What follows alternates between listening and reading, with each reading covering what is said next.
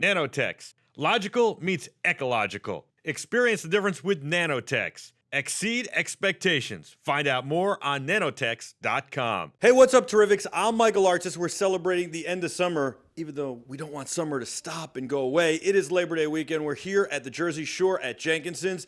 It's a great boardwalk, and we're having a great concert series with NASH FM. It's a lot of fun. I got Scotty McCreery here. He won the 10th season of American Idol, Yes, sir. and you have just skyrocketed to fame after that. Everybody knows you, loves you. What was it like the minute you walked off American Idol? Oh my goodness, man! I knew I had to get to work, but I did have time for a little bit of fun. I think we went to like Disney World and a few things like that. But we made a record and started touring, man, and it's been going nonstop ever since. About the last 5 years.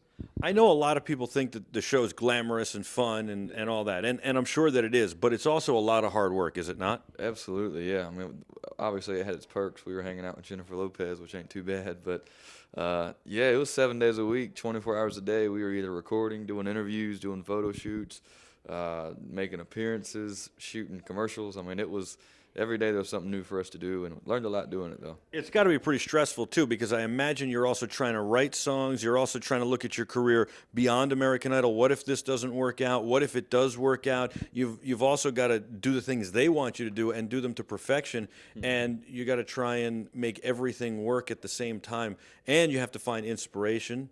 So is that right? It's not only hard work, but also very stressful at the same time, because you already mentioned you're doing 25 things at once. Yeah, absolutely.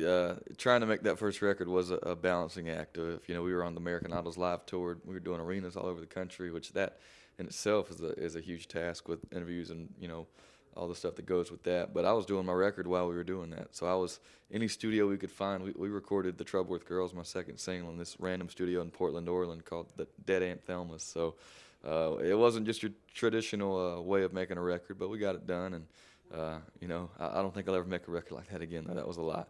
I've heard these days, with laptops and everything, of people finding an isolation booth and doing it in a hotel room and stuff like that. Yeah. But to me, that's not the right way to do it. I believe going into a studio is. You almost did that with just finding a studio here and there and maybe not even knowing what it was like before you walked in the door.